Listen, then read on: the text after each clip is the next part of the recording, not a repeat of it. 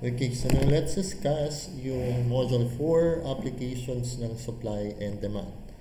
Okay, so ito yung pinaka-makeup class natin ngayon kasi walang kuryente. So we have to first discuss yung demand and supply model. So ito yung usual na economic principles na ginagamit natin kung paano nagbe-behave.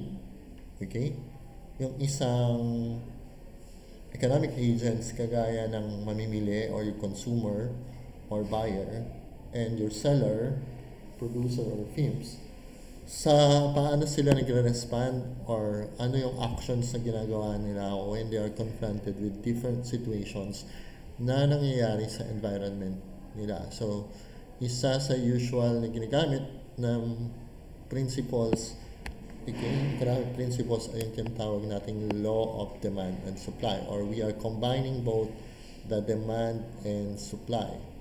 So usually, nagpapasa yung gobyerno ng mga laws na nakaka-apekto sa dapat na epekto nito sa market.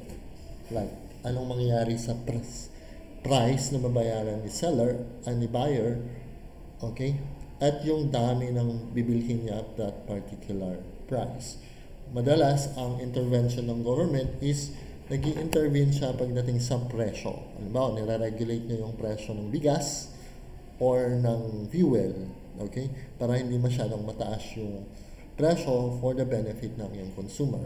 Pero once na nag-i-intervene yung gobyerno na hindi ina-allow na ang magdidikta lang ng inyong presyo na masusunod sa merkado ay kung ano lang yung available na supply and demand, nagkakaroon to ng effect na nagkakaroon tayo ng disequilibrium na tinatawag. Ibig sabihin, hindi equal yung gustong bilhin sa gustong ibenta, gustong bilhin ng consumer sa gustong ibenta ni seller, or minsan may time na mas mataas yung gustong bilhin ng iyong consumer or buyer kaysa sa dami ng gustong ibenta ni seller. So, magkakaroon tayo ng hindi parehas yung quantity demanded sa quantity supply. Pero nakalagay dito na no law can negate these economic principles.